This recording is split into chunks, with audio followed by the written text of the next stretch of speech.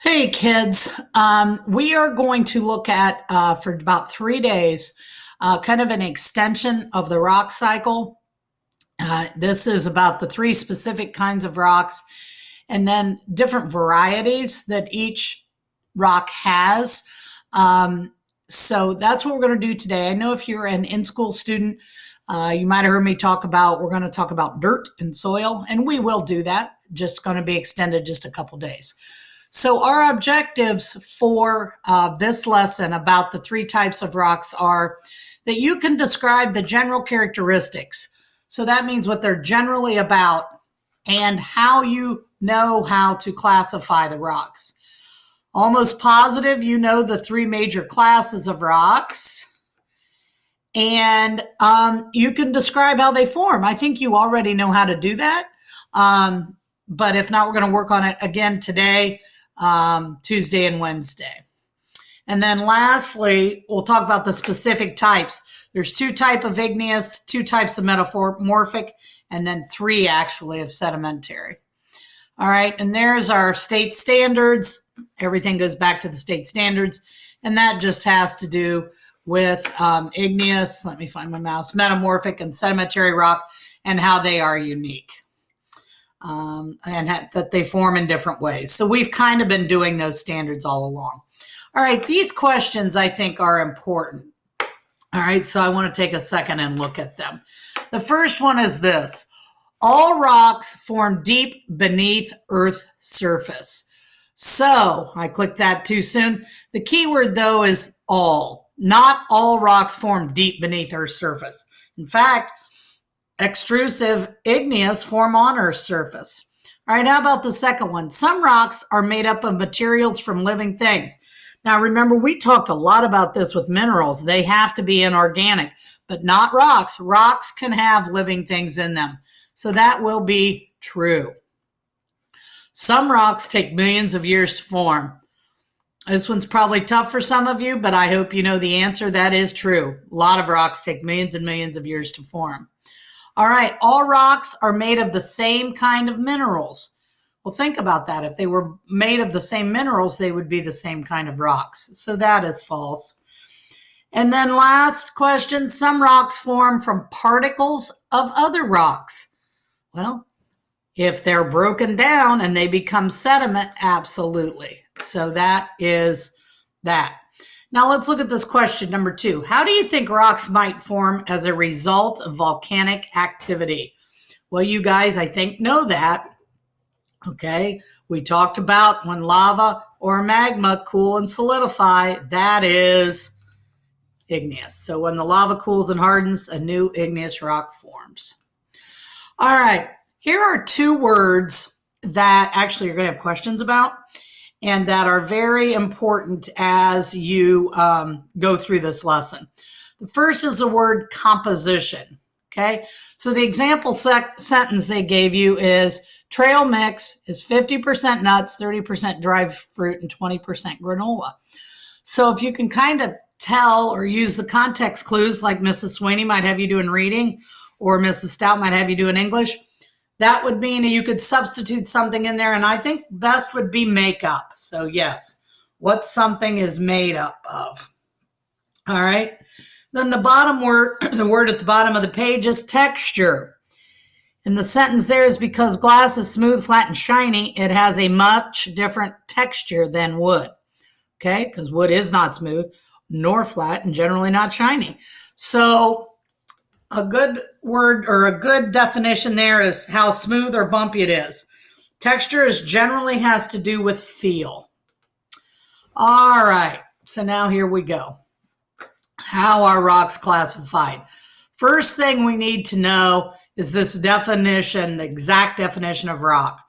And a rock is a combination of one or more minerals or organic matter. That's where it's different than minerals, okay? It can be organic. It can be like plant matter or something, fossils, things that have died, okay?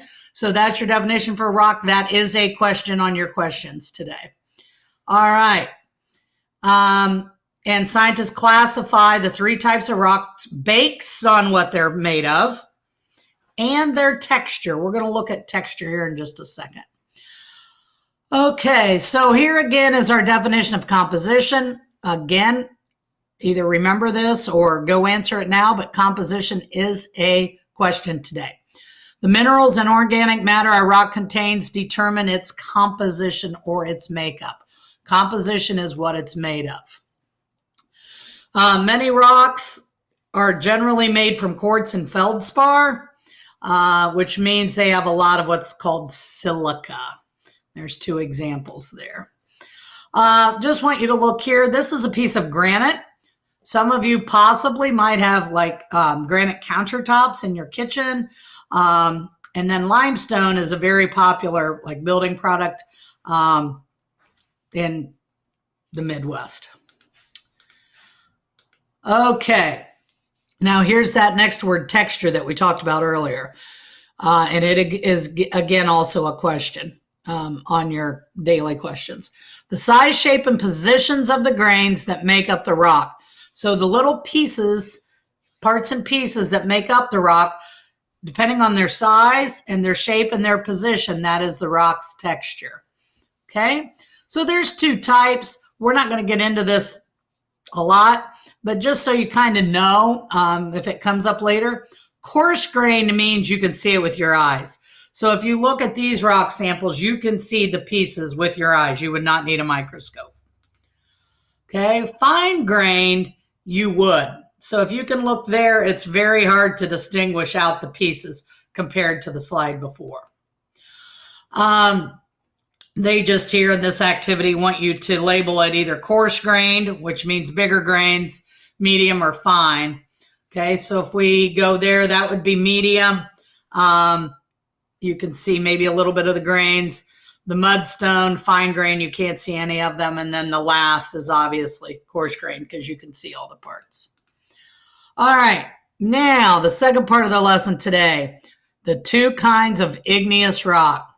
Well, first of all, let's to review, igneous rock is formed from hot magma or lava cooling into rock, solid rock. Okay, when the magma cools enough in the ground to form solid rock in the earth, it is intrusive rock. In the earth, intrusive rock. In the earth, intrusive rock. Okay, so here's a good question we'll just talk about together. How can you tell the diorite is an intrusive igneous rock? Well, we'll get to that in a second, but let's look down here first. We've talked a little bit about this in the last few days. Slow cooling magma has time to form large mineral crystals. Okay, so it is coarse grained. You can see it with your eyes. So if it's deep inside the earth, the amount of time magma takes to cool determines it. Okay, so if it cools slowly, you might have bigger grains. So how can you tell the diorite is intrusive? Okay, well, it's cooled more slowly. Okay, it's slow cooling. So it has crystals you can see without having to use a hand lens or microscope or something. So because it's coarse grained, you don't see the big crystals, okay? Or you do see the big crystals, so sorry, you do see the big crystals. It must have cooled around other rocks in the earth. All right, the other type of igneous rock is extrusive, okay?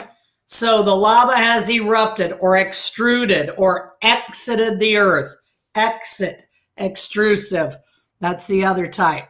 Okay, they cool very quickly, so the crystals don't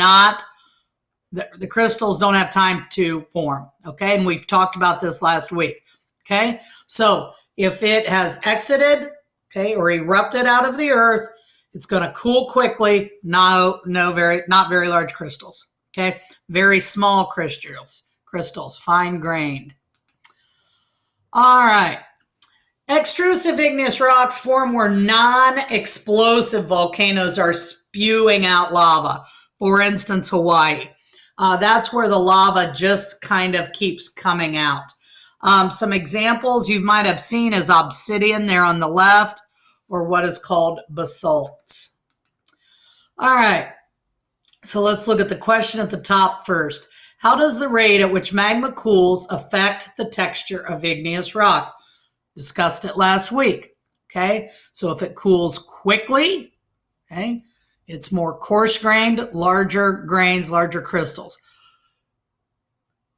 Did I say quickly? If it cools slowly, cools slowly, bigger crystals, cools quickly, smaller.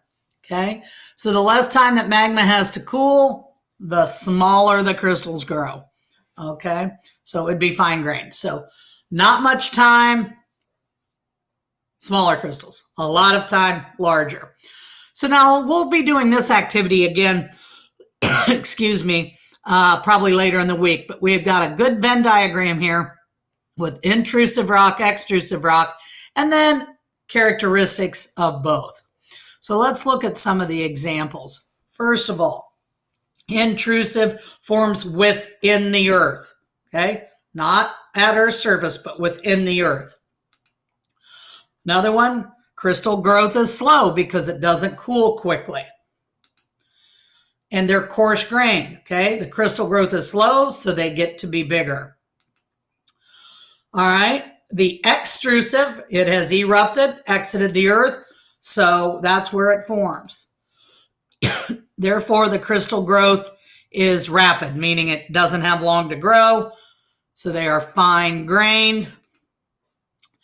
And then, of course, both form when molten rock, meaning magma or lava, cool and solidified.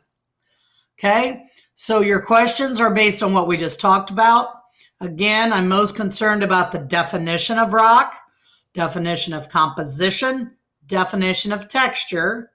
Go back if you don't know those. And then the two types, intrusive and extrusive igneous rock.